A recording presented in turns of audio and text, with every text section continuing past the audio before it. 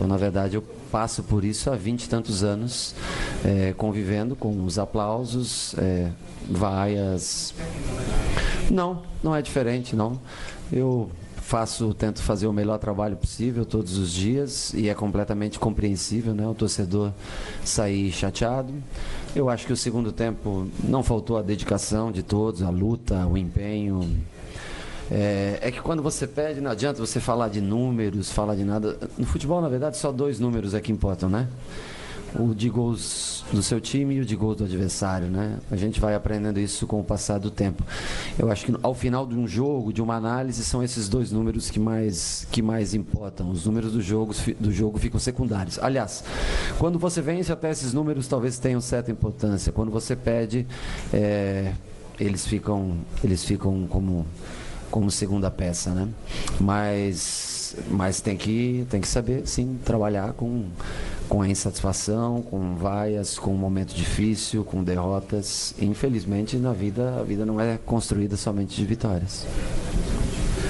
Rogério, não foi só aqui na porta que teve essa manifestação de alguns torcedores, na arquibancada também, né? Time Sim. Sem vergonha, essa coisa toda, vaias, né? No campo, quando o time deixava o gramado. Você sempre nos disse que, além de profissional quando jogava e agora técnico, você sempre foi e é um torcedor do São Paulo. Hoje, se estivesse na arquibancada, você também vaiaria o time? E em 2 jogos em mata-mata, na quinta e hoje, 2 derrotas em casa. Que peso isso tem para a continuidade do trabalho nessas 2 competições? Não, 2 derrotas em casa, independente de qualquer momento da competição, é algo sempre muito difícil de digerir, principalmente quando você põe acima de 40 mil pessoas nos 2 jogos, né? 2 jogos difíceis, 2 jogos importantes. Primeiro que eu não posso me colocar na condição da arquibancada, porque eu sou o treinador da equipe.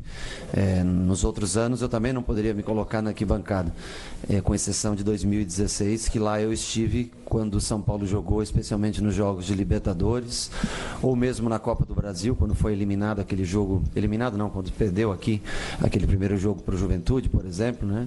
E aí você se vê no papel, logicamente, talvez você muito mais criterioso, analisa muito mais a parte técnica, tática, do que o emocional, a derrota ou a vitória, né? Então eu não posso fazer uma análise desse tipo. Eu acho que o primeiro tempo faltou a gente competir um pouco mais. Eu acho que o primeiro tempo o Corinthians competiu mais do que a gente. O Corinthians teve mais pegada do que a gente no primeiro tempo.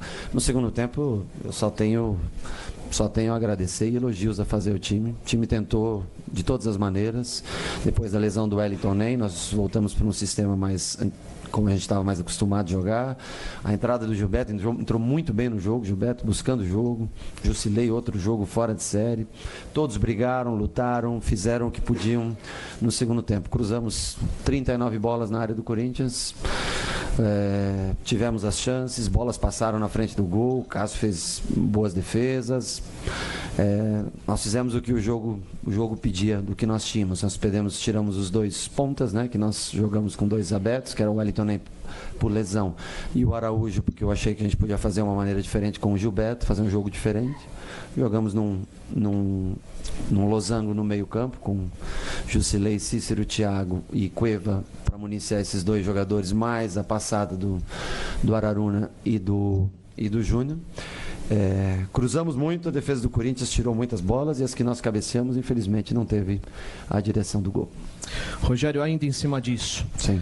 Você não conseguiu resultados importantes? Você não, o São Paulo não conseguiu resultados contra a Corinthians? Sem problema, eu faço parte do claro, sem dúvida. E você falou sobre as bolas levantadas na área. É claro Sim. que você tem circunstâncias para montar o seu ataque, mas você está satisfeito com o seu repertório ofensivo ou o repertório do seu time?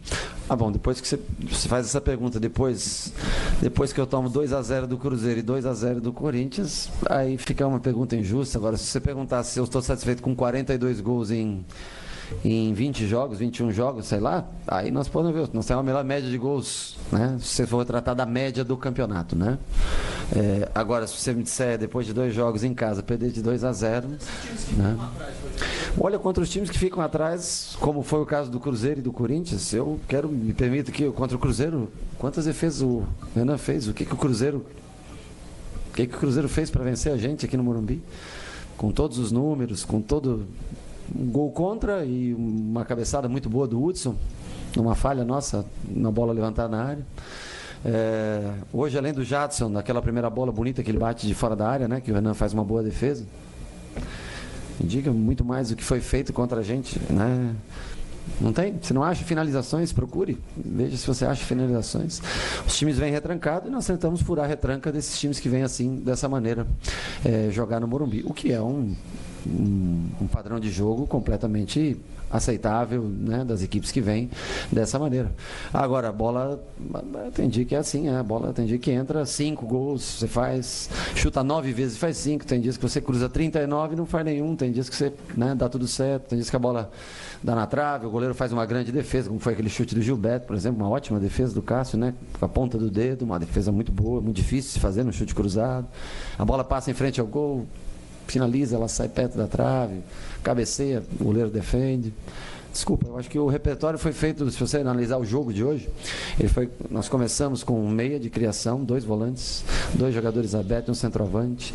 Com a lesão do Wellington Nem, nós jogamos com nossos 3 volantes, o Thiago saindo um pouco mais pelo lado direito. Com a saída do Araújo, nós jogamos com o Losango, com 2 9s e um 10 e 2 passando. E no final, com o Araruna sentindo dor na virilha, já dizendo que já estava muito desgastado, eu ainda pus mais um meia para jogar, um meio ofensivo, ou seja, com mais 2 10, 2 9, 2 caras passando. O Thiago, muito cansado, pediu para ficar um pouco mais atrás, deixou o Maicon fazer a função que estava um pouco menos desgastado no jogo. Então, assim, o repertório foi grande, mas o número de gols ele não aconteceu. Rogério, são 2 questões. Eu queria que você primeiro dissesse o que é que você achou da atitude do Rodrigo Caio, o fair play, no caso do cartão com o Jô. E a segunda, com essas 2 derrotas, a necessidade de inverter o resultado, né, a vantagem dos adversários nos jogos subsequentes. Você imagina priorizar um desses 2 jogos, uma dessas 2 competições em nome de uma classificação? Quando você toma 2-0 em 2 lugares iguais, você tem que priorizar. Vai priorizar o quê? Você tem que priorizar o próximo jogo, né? Nós temos que tentar reverter 2 resultados muito difíceis, né, dentro da nossa casa, jogar agora fora, tanto no Mineirão quanto no estádio do Corinthians. São jogos difíceis. Nós vamos analisar primeiro a situação do elenco amanhã, né? Ver como todos se apresentam, aqueles que jogaram. Correram muito no segundo tempo, me parece, cansaram bastante no segundo tempo. Alguns sentindo algumas dores, então nós vamos avaliar, de uma maneira geral, o elenco, como se apresenta. Na Copa do Brasil ainda a gente tem uma variação maior, porque nós temos mais atletas que a gente pode usar. No Campeonato Paulista, nosso elenco é um pouco mais reduzido pelo número de jogadores inscritos, né, que tem, e com algumas lesões, como no caso do Buffarini, que foi nesse último jogo, né? E vamos tentar fazer o melhor time que a gente pode para jogar os 2 jogos. Fair play é o quê? Não, o Rodrigo Caio, o que ele falar tá bem falado, o que ele respondeu, acho que ele participou da jogada.